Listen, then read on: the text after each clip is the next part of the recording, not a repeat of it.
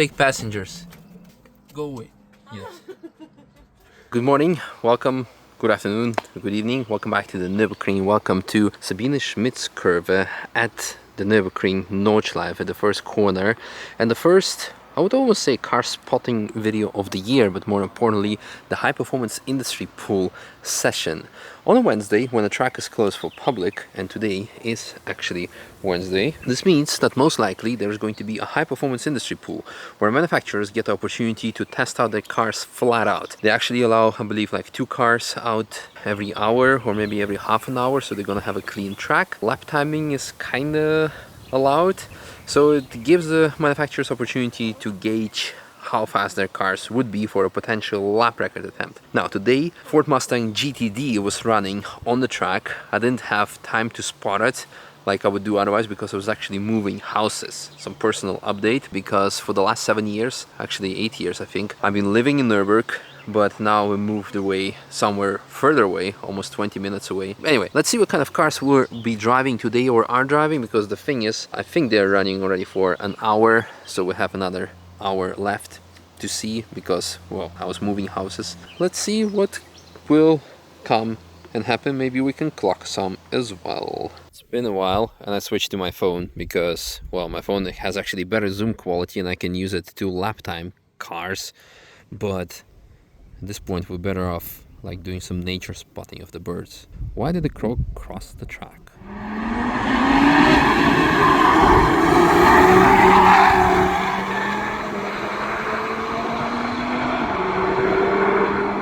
Not the GTD, but updated RS3, not bad.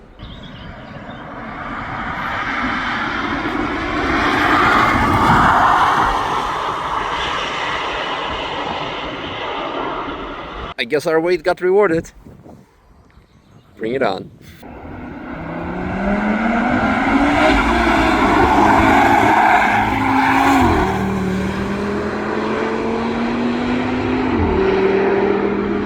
Of Audi is really eager to time it, and we can go home.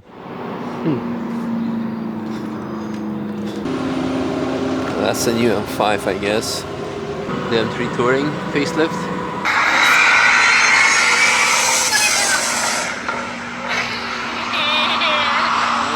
Such a lovely day. Yeah, so this was quickly a fragment of the GTD running. A lot of people have filmed it today during industry pool. They sent me the fragments. I didn't know if they actually had a lap timing slot.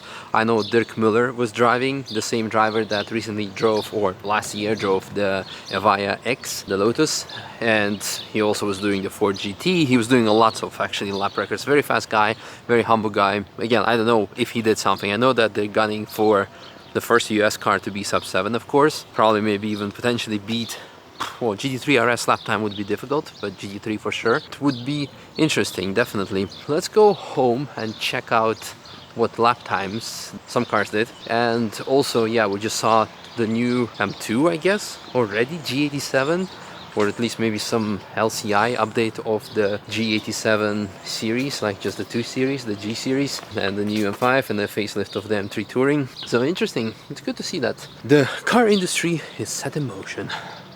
Lapo is working on the greatest car ever. Yep. So anyway, before we proceed about all the lap records, since we're talking about lap records on like Mustang GTD and stuff, I think this is going to be a proper animal, because we're doing engine swap. When? Next weekend? This weekend? This weekend. This weekend. Before the 24-hour race. I think we'll be right in time to sign you up. Yeah. This could be my backup car, because I mean it's already blue, it's a BMW, nobody's going to notice if we're going to enter this instead of the GT4. It's gonna last like 5 minutes. That's fine. Quality over quantity. Yeah. 5 minutes of fame that Andy Warhol was talking about. Everyone will remember it forever. And you will have like 23 hours to chill. Thinking of the positives. Yes. There's also an oil leak somewhere here. So what is actually happening, Gio? The grills were painted gypsy black and we got some paint thinner and now they're back to silver. So the outside.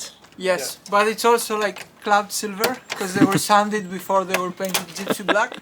So now they're like cloud silver instead of cloud black. So they're like, I was silver nerd. So Misha, you made a gypsy combo.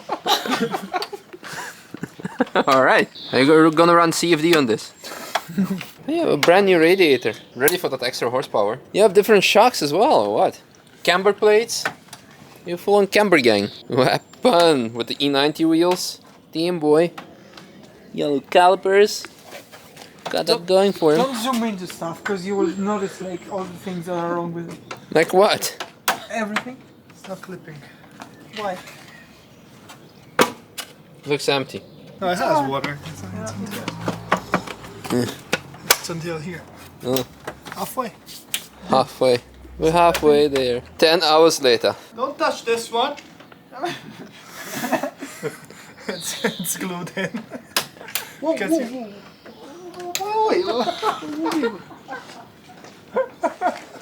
Anyway, while Gio is installing his grills, or while his grills are being glued together or something, we are going to grill at Piston Closet, maybe, something, steak on stone. Anyway, as mentioned, I'm moving houses, and this, for the old audience, you might remember this bonnet, which is of BMW M4 F82 that belonged to Apex, the Robert Kubica M4. Before Robert Kubica drove it, I actually crashed it into Steinstrecke together with Diana. And then in 2017, because the crash was in September, on my birthday, a lot of people signed it, and I kept it ever since. But now I don't want to take it to my new house, so I actually asked Piston Klaus and Patrizio, like, hey, would you like to have the bonnet? Yeah, sure, bring it along. So, yeah. Oh, perfetto. Danke euch. Yeah, Danke. Danke. I mean, everyone has left their mark at Piston Klaus. This is my mark. Hello, Mimi! Hello, Pancake! Hello, Maggie! Hello. How excited are you to move to a new place? I'm finally relaxed now. Yeah.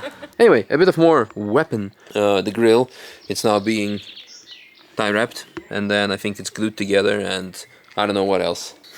I don't think I can tell you what Sapphire did on the track, because I think Lucid will not be too happy. I think they want to keep the surprise to themselves. And since I respect our relationship partnership, I'll keep it to myself. But let's see what RS3 did, roughly. Okay, and now it's time to get nerdy by predicting some Nürburgring lap times, something that I used to do back in 2017, 18, 19, etc. But the last couple of years I do not have the time and patience also to stand at the fence and see what the cars will do. But today was kind of fun. So let me explain to you what we are doing and why I was filming it with my phone. Every time I hit the record button, the file that the phone is creating, it names it after the time that I hit the record button. So for example, 19, 16, 12. This means 7 p.m., 16 minutes and 12 seconds. So then I scroll to the moment where the car is crossing the start line, which is equal to this orange barrier.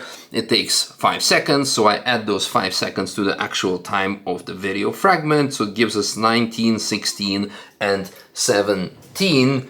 For example, over here. And I do the same with the finish. But the finish clip, you cannot really see the car. You can only hear it crossing the curbstone. So in this case, it was like kind of here, and then it reappears. So you have to guess it. Now, in the past, it was always, I was like either spot on or roughly like 1 second off. So it's still good enough to as a guesstimation process. This timing is to guess the sport auto configuration, like the lap timing configuration of the track of 5 years ago, and after that Nürburgring started implementing their own lap timing of a full lap. Very complicated, separate story. People who know, they know. Who don't know, it doesn't matter. You need to know that for the full lap, with this sequence, with this method, you need to add roughly 5 seconds to the lap time. Long story short, according to my calculations, this is like the 2 times that I clocked the RS3. It did either 7, well actually both times, roughly 7 minutes 35 for Sport Auto, and then of course 7 minutes 40 for the full lap roughly. What does it give it here? Those are the current lap record times, and the RS3, the current gen, so well, the current gen, because right now we're talking about the camouflaged facelift model probably, or upcoming. The previous gen did 740, so actually exact what we're measuring here. And it needs to beat the BMW M2 Coupe, the G87 by 2 seconds, or actually even faster.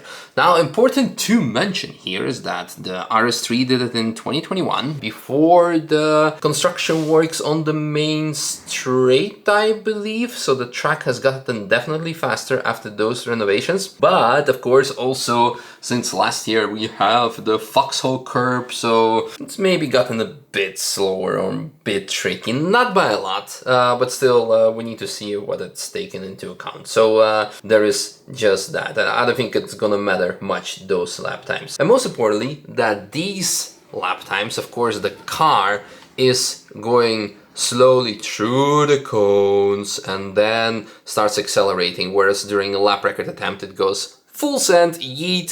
So I'm sure that soon in the nearby future, plus during the actual lap record attempt, the car is going really balls out. And I'm sure we will see the RS3 claim the Nürburgring lap record soon, which will be probably 7:36 hopefully or something, 7:35, which bring it to the fastest compact car. Alright, that's kind of it when it comes to all these lap timing things. Hope you guys enjoyed, and now the food chat. Alright, some food chat, fast forward. Best strudel. It's less dessert from this address. Well, while we live here, Yes. yeah, next door. Yeah. Anyway, see you guys in tomorrow's video when I don't know what's gonna happen. What I want to say is that if you're watching still, you're amazing. I'm really happy with how the second channel is doing, and it's fantastic doing those videos again. See you. Bye bye.